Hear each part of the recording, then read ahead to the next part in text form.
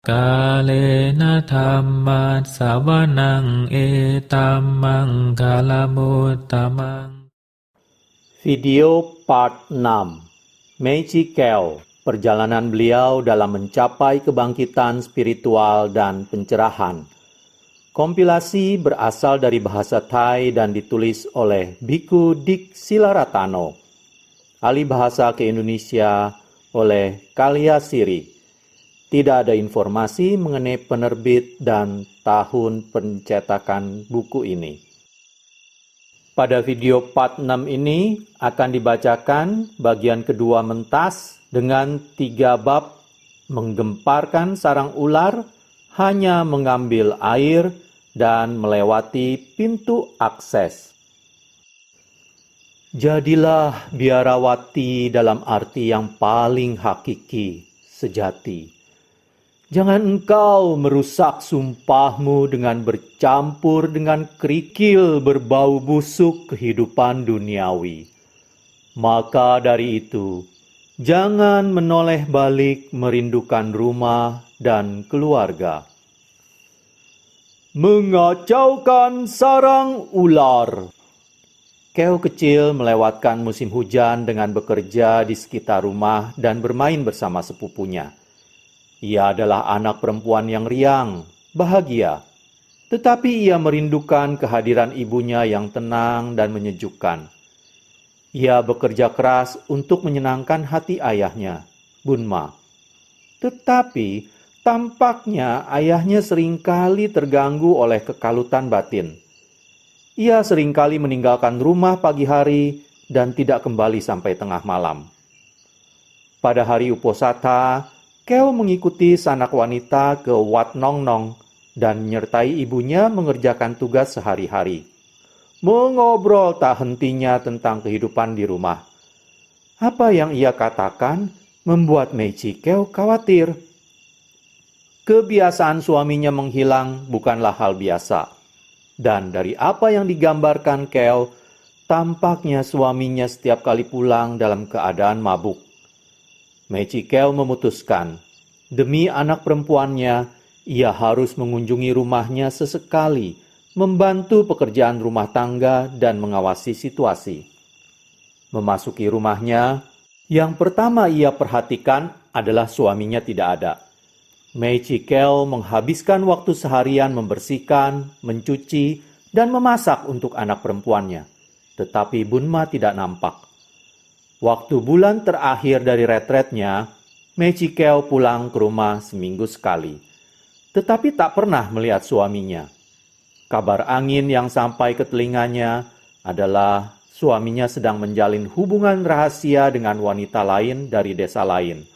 Seorang janda dengan 2 orang anak. Ia diberitahu bahwa suaminya mulai minum dan mabuk-mabukan selama ia tak ada.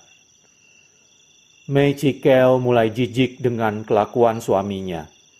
Kini letih, bosan dengan perkawinannya, dan berharap bisa menempuh hidup suci.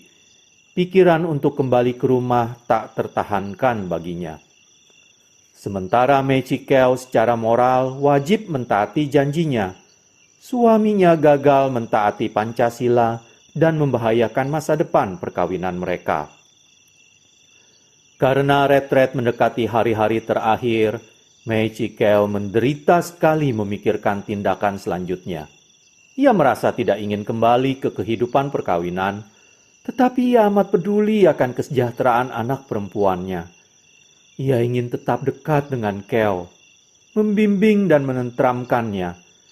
Tetapi pada usia 10 tahun, Keo masih terlalu muda untuk hidup di wihara bersama ibunya.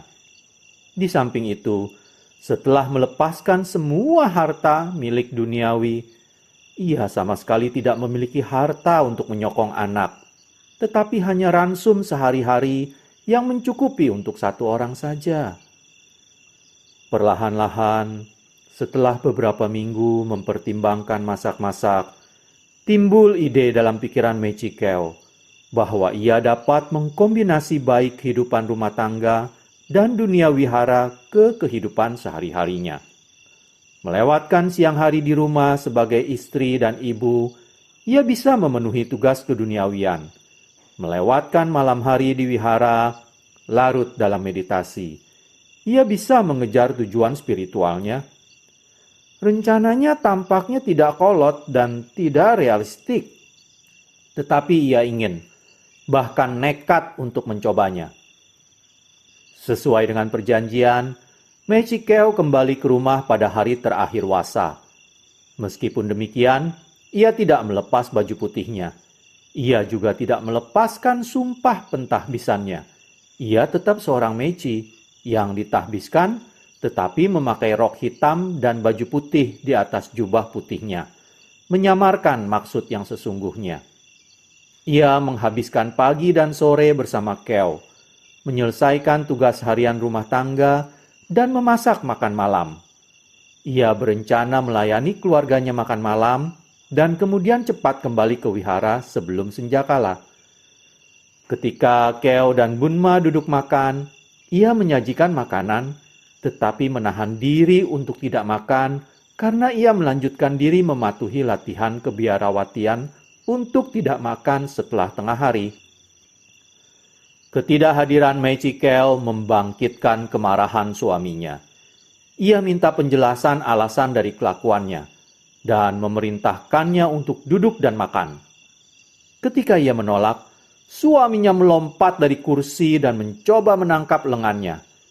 Meichikyo melompat menjauhi, lari turun dari tangga, dan lari keluar dari rumah. Bunma mulai mengejar, tetapi dengan cepat dihalangi oleh kakak laki-laki Meichikyo, Pin. Ia menasihati Bunma agar membiarkan ia pergi. Dengan geram, Bunma berteriak bahwa perkawinan mereka sudah usai, tamat. Ia berteriak bila ia ingin minta bagian dari harta mereka. Ia bisa menuntutnya di pengadilan tinggi provinsi. Saat Meichikyo lari melewati desa di keremangan senja, ia merasa kering, habis oleh sakit dan penderitaan dari kehidupan duniawinya. Dan saat itu, ia memutuskan tidak akan pernah lepas jubah. Meichikyo kembali ke wihara menemukan semua orang khawatir kepadanya. Ketika ia menceritakan apa yang terjadi, biarawati paling senior, Meichitang, memarahinya. "Mengapa kembali ke suamimu? Kamu hanya mengacaukan sarang ular.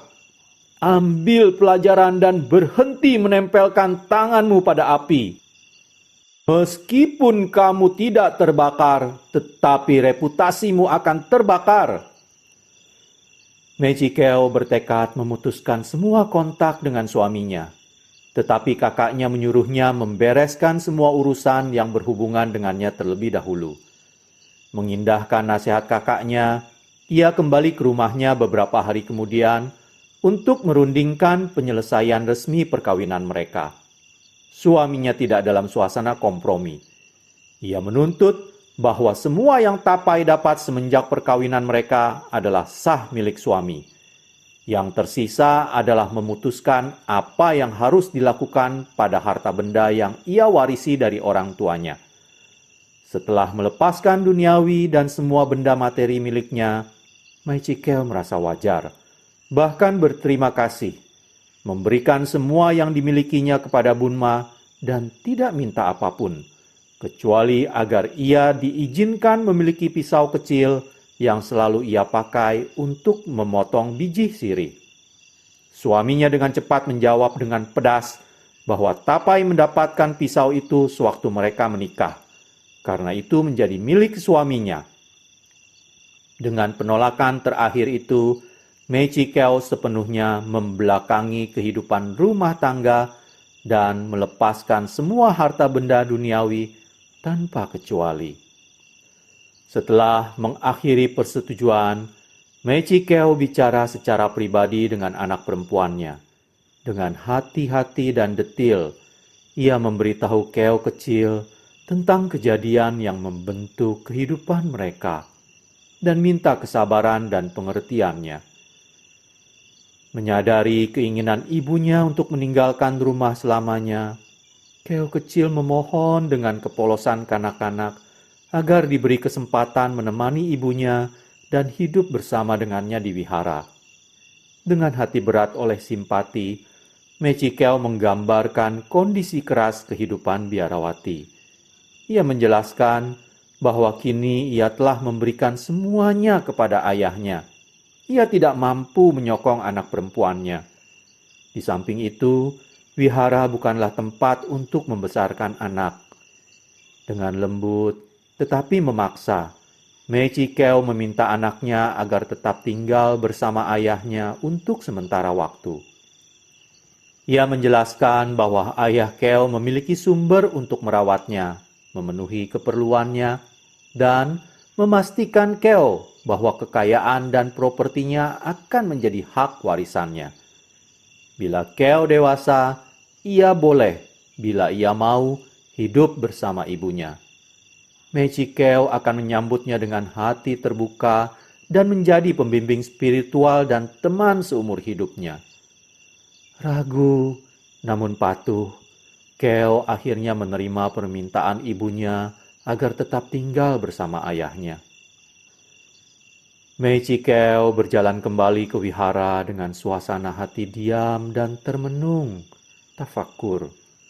Memutar kembali pro dan kontra atas keputusannya untuk berpisah selamanya dari keluarga dan teman-temannya.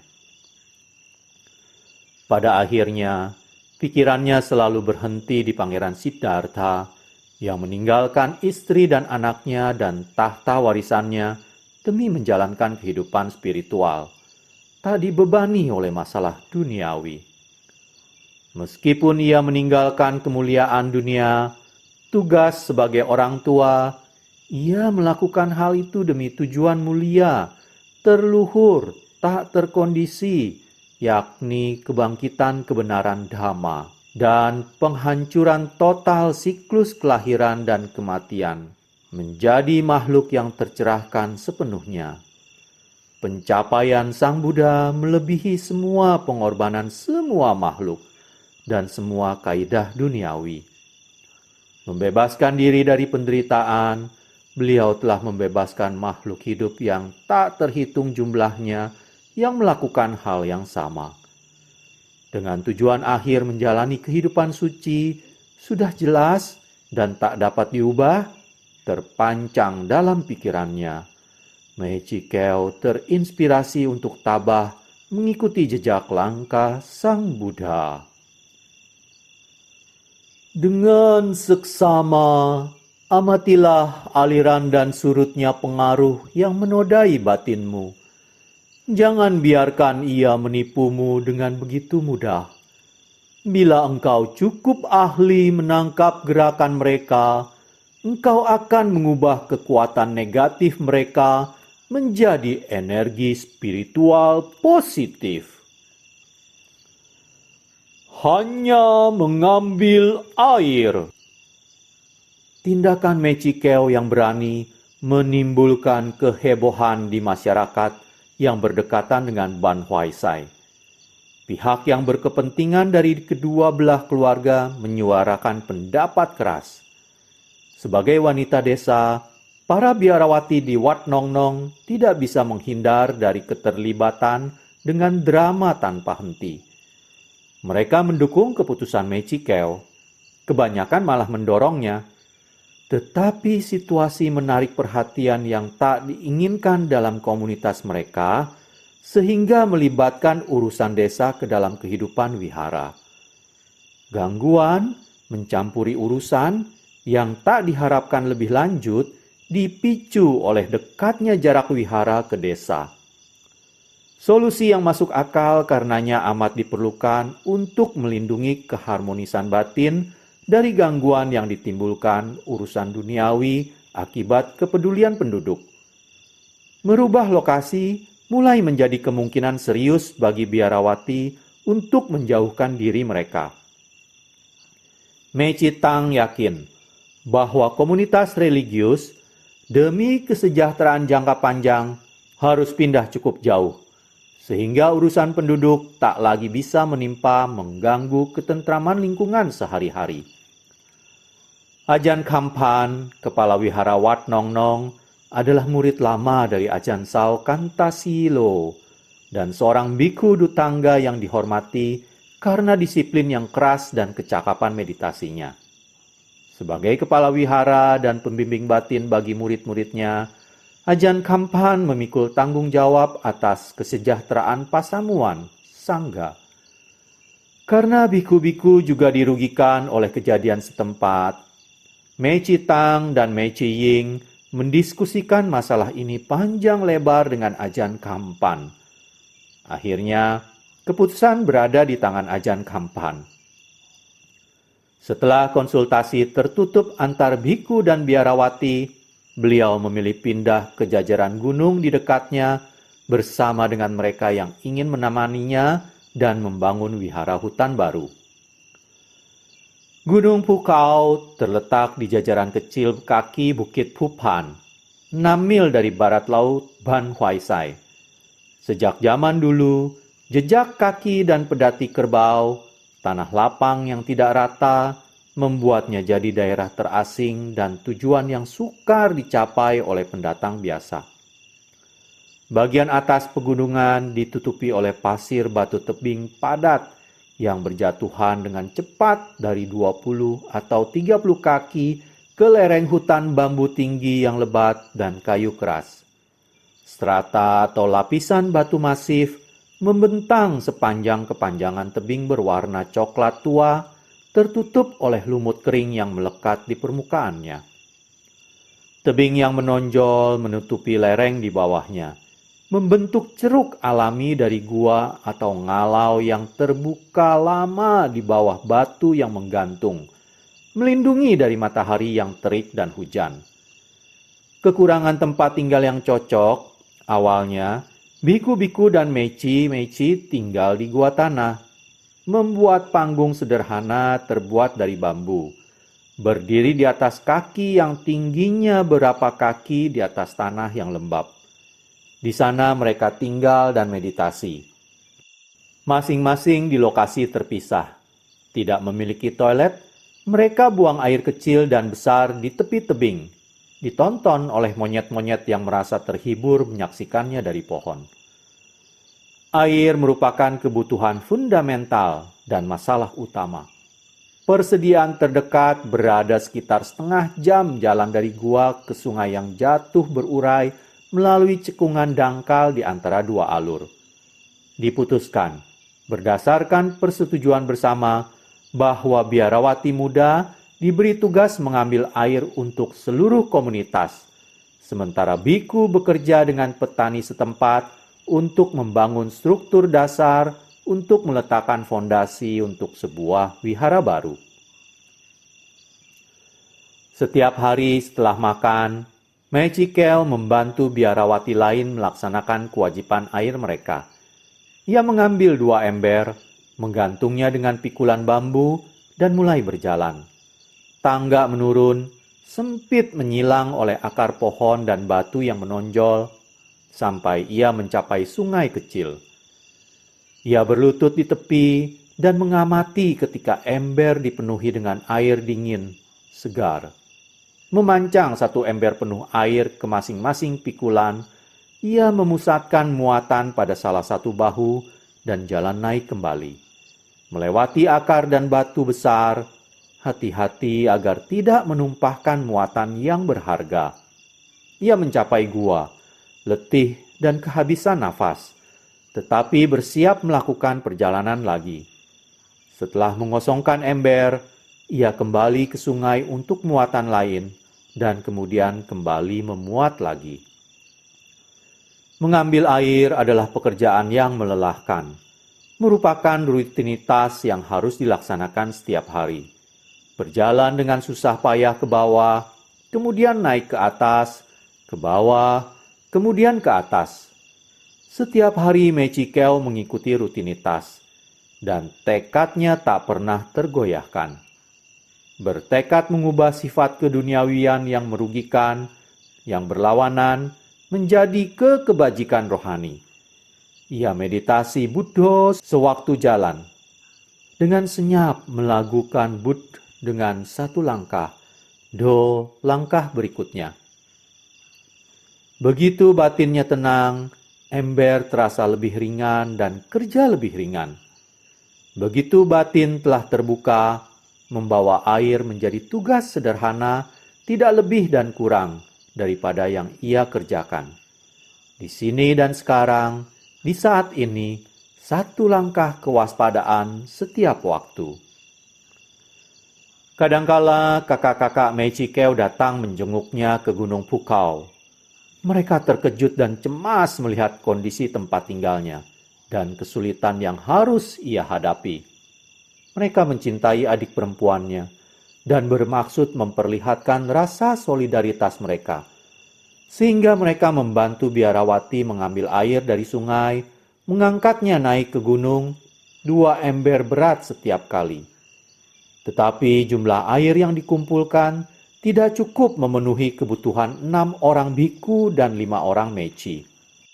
Pada akhirnya, merasa lelah dan putus asa, kakak-kakaknya membujuk dia untuk kembali bersama mereka ke Ban Huaisai, di mana mereka bisa mengurus segala kebutuhan yang diperlukannya dengan pantas. Mereka meyakinkan dia bahwa suaminya telah menikah lagi, menjual rumahnya dan pindah bersama Keo dan keluarga barunya ke provinsi yang jauh. Tetapi Meichikeu tetap tak dapat diubah atas keputusannya untuk tetap bersama Ajahn Kampan dan mengikuti gaya hidup cermat, gaya hidup meditatif di Gunung Pukao dengan berjalannya waktu. Dan wihara gunung mulai terbentuk. Kekurangan air menjadi rintangan yang tampaknya mengancam kelangsungan hidup jangka panjang mereka. Semua usaha untuk menemukan sumber di dekatnya telah gagal. Di suatu malam, karena putus asa, Meichikeu duduk menyilangkan kakinya, meluruskan punggung, dan memusatkan pikiran ke dalam. Ia dengan hikmat bertekad, jika ia dan rekan lain ditakdirkan untuk tinggal di Gunung Pukao, ia akan menemukan sumber air yang dekat. Ia kemudian praktek meditasi seperti biasa. Kemudian, di malam itu, begitu pikirannya menarik diri dari samadhi dalam, markah atau pertanda spontan mengemuka dan menampakkan 11 buah kolam air yang dipenuhi oleh tumbuhan liar merambat dan rumpun. Ia mengenali daerah pegunungan tersebut karena telah melewati daerah itu beberapa kali dan hanya berjarak pendek dari gua utama. Atas permintaan Meichikeu, biarawati-biarawati mencari daerah itu pada keesokan harinya.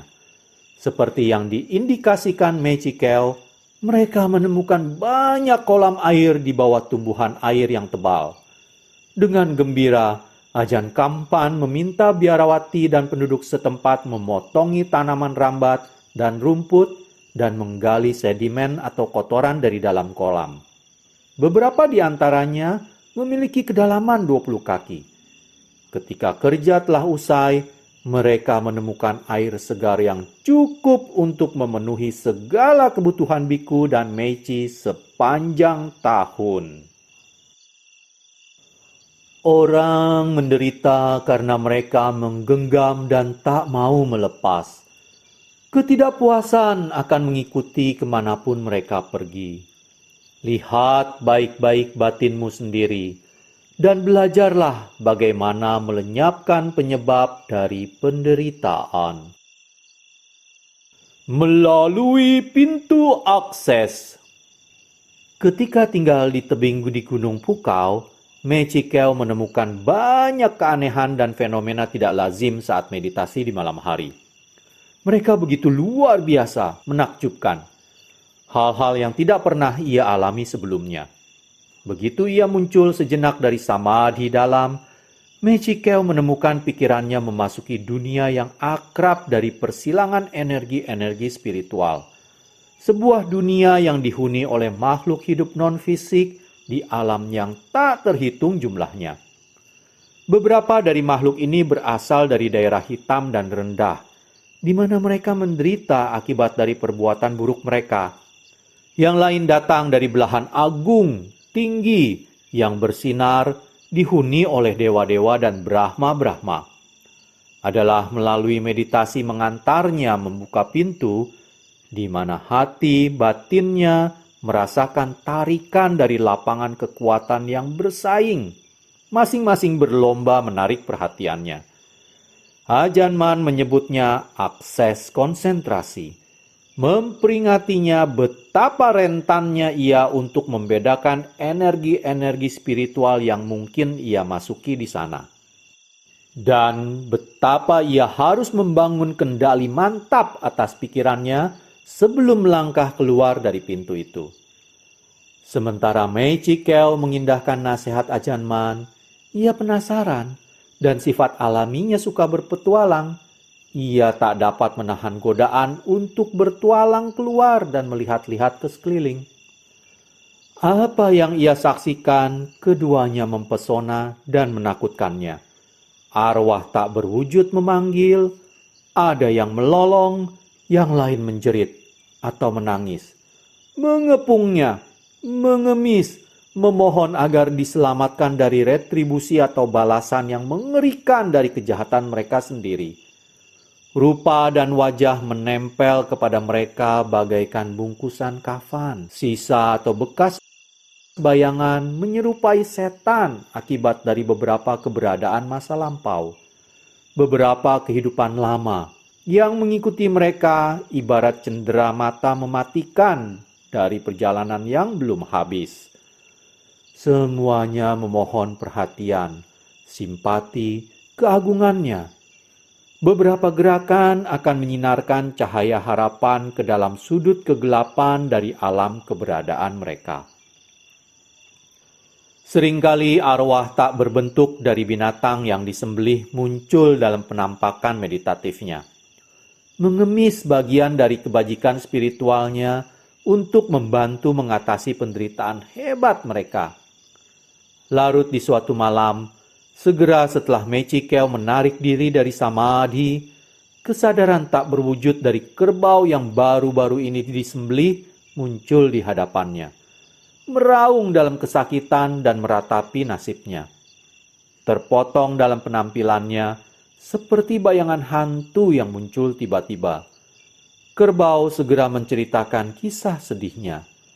Seperti yang Mei Chikel serap pesan itu dengan batinnya, kerbau menceritakan pemiliknya adalah seorang lelaki ganas dan kejam, keji, yang hatinya kurang memiliki semua keramahan dan kasih sayang.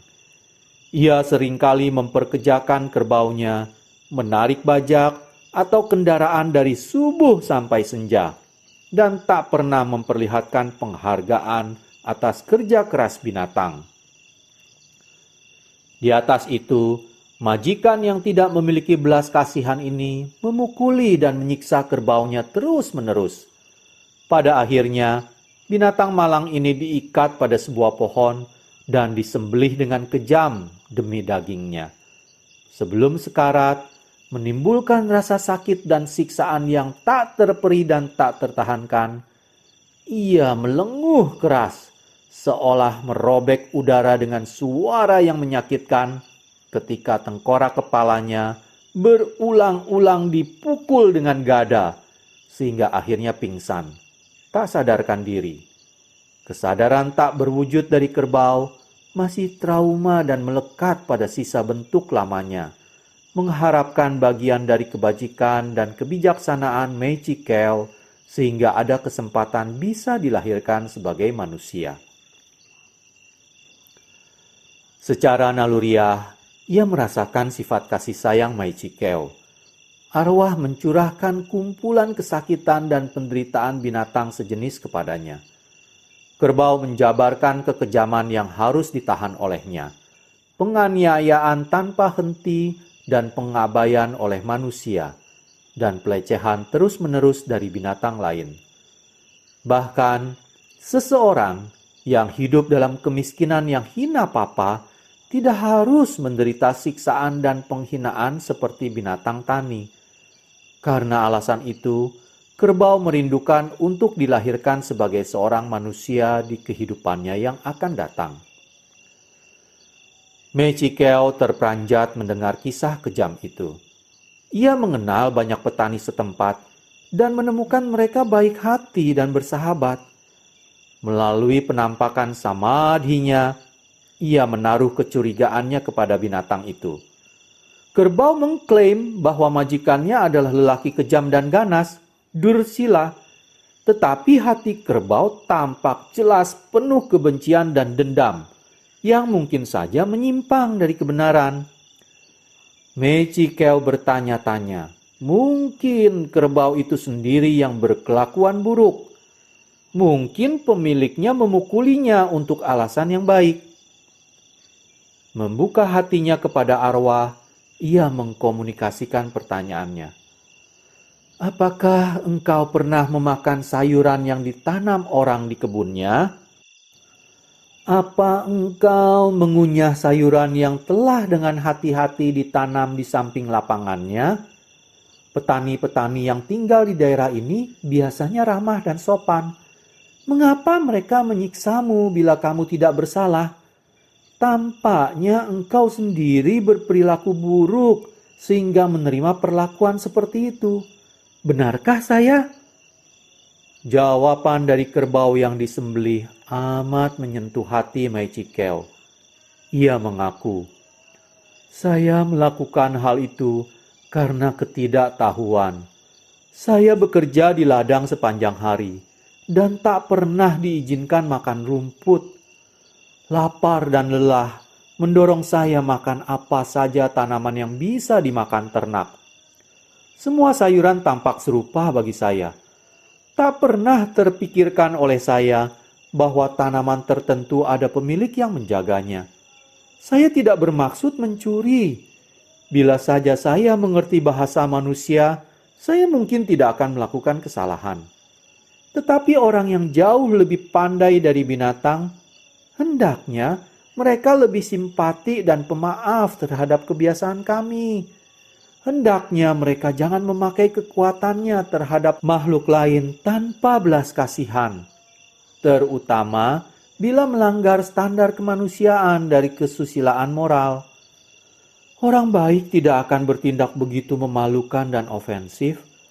Kebanyakan petani di daerah ini sebenarnya ramah dan sopan, seperti yang Anda bilang. Tetapi majikan saya yang dulu, Tuan Ton, adalah lelaki kejam dan galak yang kurang memiliki susila. Sumpah bumi, itu adalah lelaki bengis sehingga tak mampu memiliki rasa simpati atau maaf. Ia bahkan kejam terhadap sesama manusia, jangankan binatang yang lebih rendah. Semenjak masa kanak-kanak, Mechikeu selalu merasa amat kasihan kepada keadaan menyedihkan binatang ternak. Ia memberi makan kerbau dan sapinya ketan setiap hari. Berbisik lembut di telinga mereka karena mereka bekerja di ladang. Mereka juga pantas makan nasi. Karena itu, binatang-binatang amat senang kepadanya dan merasa dihargai. Sebagai contoh, ketika tali kekang dengan lonceng di sekeliling leher sapi rusak, sang sapi langsung berjalan ke arah Mechikeu memberi isyarat tentang kehilangan lonceng daripada memilih melarikan diri sebab tak terdeteksi dan berterima kasih atas kebebasannya. Namun, Mechikeu menyadari meski binatang-binatang itu diperlakukan dengan baik oleh majikannya, mereka masih terikat dengan kamanya untuk terus-menerus hidup menderita. Mechikeu mengetahui perasaan benci dan balas dendam adalah penyebab utama kelahiran di alam keberadaan rendah. Merasakan amarah pendatang malang ini, beliau mengajarkan bahaya yang diwariskan oleh keadaan pikiran yang dipenuhi kebencian dan dendam. Beliau memperingati bahwa emosi negatif berlawanan dengan keinginannya untuk dilahirkan sebagai manusia di kehidupannya yang akan datang.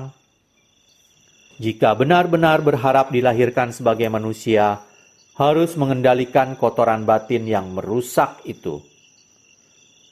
Mechikeu menjelaskan kelima sila adalah dasar fondasi dari manusia yang beradab. Jika arwah ini memiliki kesempatan untuk dilahirkan kembali dalam bentuk manusia, ia harus bertekad hikmat untuk berdiam dalam peraturan fundamental ini. Ia tak boleh membunuh atau melukai makhluk lain.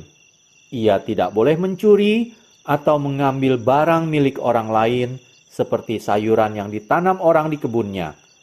Ia tidak boleh berzina atau terlibat dalam praktek seksual yang berbahaya. Ia tidak boleh bohong atau dengan sengaja menipu orang lain, dan tidak boleh menurutkan kehendak atau hasrat pada substansi yang menyebabkan intoksikasi atau memabukkan.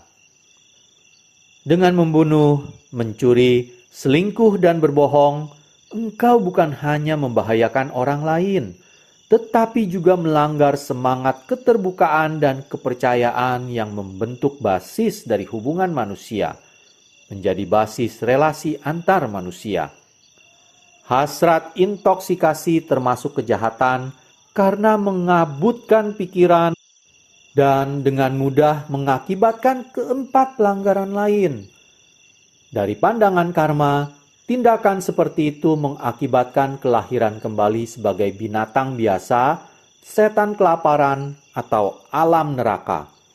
Di alam keberadaan rendah ini, penderitaan adalah intens, kuat, dan melemahkan kapasitas arwah untuk mengembangkan batin, sehingga membuatnya sulit memproduksi kondisi yang diperlukan untuk kelahiran kembali di alam yang lebih tinggi. Karena itu, dengan taat menjalankan sila mencegah kemungkinan dilahirkan di alam yang lebih rendah, dan membantu memastikan bahwa engkau akan dilahirkan sebagai manusia. Sehingga, jika engkau bisa menjaga tingkat moral kebajikan dan meninggalkan kecenderungan untuk berpikir, bicara, dan bertindak jahat, maka kamu benar-benar bisa berharap untuk dihadiahkan kelahiran sebagai manusia. Jika bukan sekarang, mungkin di masa mendatang. Penuh simpati atas kondisi putus asa arwah yang bermasalah itu, Meiji Keo dengan amat kasihan bertekad melimpahkan jasa kebajikan spiritual dan kebijaksanaannya, berharap bisa menolong, menebarkan benih dari kelahiran kembali di alam manusia. Semoga jasa dan kebajikan yang saya limpahkan untuk kamu kini membantu membimbing tingkah lakumu, memelihara semangatmu, dan memimpinmu ke jalan untuk mengembangkan kualitas batin yang diperlukan untuk meraih kelahiran di alam kebahagiaan sejati. Setelah bergembira atas kebajikan istimewa Meiji Keo dan menerima pemberkahannya, arwah kerbau tak berwujud itu berangkat dengan suasana hati cerah, bahagia, dan riang, seolah ia akan dilahirkan di alam bahagia yang dipilihnya. Keesokan paginya, Meiji Keo memanggil salah seorang penduduk setempat dan dengan perlahan memberitahu apa yang terjadi semalam. Beliau meminta dia untuk bertanya tentang Tuan Ton, mantan majikan kerbau, dan mencari tahu di mana ia tinggal dan apa yang terjadi antara ia dan sang kerbau. Tetapi beliau memperingati orang itu agar jangan memberitahu Tuan Ton bahwa beliau memintanya menyelidiki masalah itu. Merasa dipermalukan, Ton bisa berpikir jahat tentang Meiji Keo sehingga akan meningkatkan kumpulan karma buruknya. Penduduk dengan segera menjawab bahwa ia dan Tuan Ton tinggal di desa yang sama dan ia mengenalnya dengan baik. Ia mengetahui bahwa Tuan Ton mencambuk kerbaunya ke pohon dan menyembelihnya pada pukul 8 malam semalam. Tangisan memilukan dari binatang malang itu terdengar ke seluruh lingkungan sekitarnya. Setelah membunuhnya, lelaki itu memanggang dagingnya dan menyelenggarakan pesta besar bersama kawan-kawannya. Mereka berpesta sepanjang malam, membuat keributan dengan berteriak, tertawa, dan mabuk-mabukan sampai hampir subuh. Tindak kejahatan selalu mencemaskan Meiji Keo. Dalam tingkatan pribadi, beliau merasa sengatan kuat dari kesedihan dan ratapan, seolah pelanggar atau pendosa itu adalah anak kandungnya sendiri, yang tindakan kejinya telah mengkhianati kepercayaannya bahwa manusia mewarisi kebaikan. Beliau menyaksikan pelaku kejahatan dan korban saling bertukar tempat dalam tarian karma akibat dari saling menyalahkan dan balas dendam, kekejaman dan kebencian, saling memilin ke bawah, kelahiran demi kelahiran, ke alam keberadaan yang lebih hitam dan rendah. Meiji Keo memberitahu pendukungnya bahwa harapan satu-satunya kerbau hanyalah penebusan atau penyelamatan yang ditentukan dengan melepas kebencian dan balas dendam, dan turut bergembira atau bersyukur atas perbuatan bajik orang lain. Meskipun keberadaan setan menghalanginya dari melakukan tindakan bajik, tapi ia masih bisa berpartisipasi pada perbuatan baik orang lain dengan menghargai tindakan baik itu dan secara rohaniah mengenalkan dirinya kepada akibat jasa dan kebajikan. Dengan menciptakan ikatan batiniah dengannya, kerbau yang sudah meninggal mengambil langkah positif ke depan menuju kelahiran kembali yang menguntungkan. Makhluk-makhluk yang masih mengembara melalui lingkaran samsara hendaknya merefleksi, merenungkan kembali dengan hati-hati kejadian-kejadian ini. Karena sirkumstansi yang mirip bisa saja menimpa siapapun yang lalai memajukan kebajikan spiritual atau meremehkan praktek fundamental dari prinsip moral. Demikianlah saya akhiri video part ke-6 perjalanan Meiji Keo ini. Terima kasih. Kalena dhammat savanang etammang kalamutamang